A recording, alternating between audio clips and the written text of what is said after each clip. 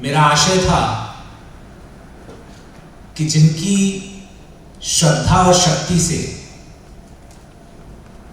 मेरा परिवार बन सका और एक ऐसे मार्ग पे चल सका जो आध्यात्मिकता से सराबोर है, इसीलिए आध्यात्मिकता पर यह पुस्तक लिखी।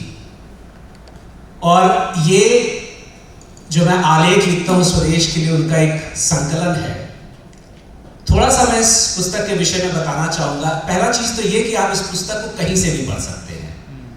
यह आवश्यक नहीं है कि आप शुरू से पढ़ना शुरू करें और इसको अंत तक पढ़ें, क्योंकि इसमें 125 आलेख हैं और ये सारे आध्यात्मिकता पे हैं। जब आध्यात्मिकता की बात आती है तो बहुत लोग आध्यात्मिकता को धार्मिकता या पंथाचार के साथ जोड़ लेते हैं, और जबकि ऐसा है नहीं।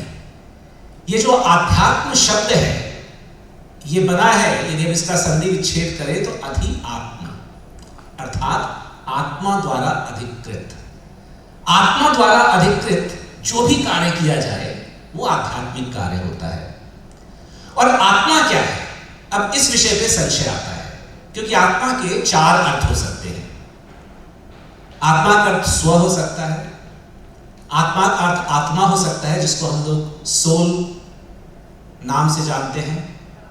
आत्मा का अर्थ अंतरात्मा हो सकता है और आत्मा का अर्थ परमात्मा हो सकता है।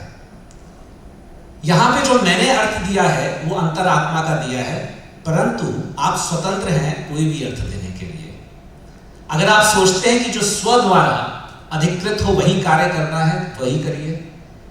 यदि आपकी परमात्मा में आस्था है और आप सोचते हैं कि जो परमात्मा द्वारा अधिकृत है वो कार्य करना है, तो वही करिए।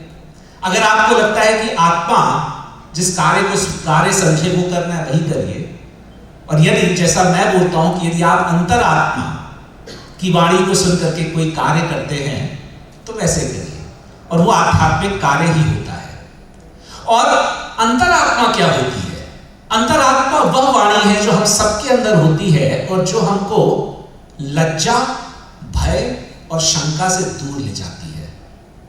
और यही मापदंड मेरे अनुसार जीवन में सत्य और असत्य के बीच में भेद करने के लिए होता है, सही और गलत के बीच में भेद करने के लिए होता है, अच्छे और बुरे के बीच में भेद करने के लिए होता है। कि यदि कोई भी कार्य को करने से पहले आपको लज्जा, भय या शंका, इन तीनों में से किसी का भी अनुभव हो तो वो कार्य गलत है, वो कार्य असत्य है, वो कार्य बुरा है।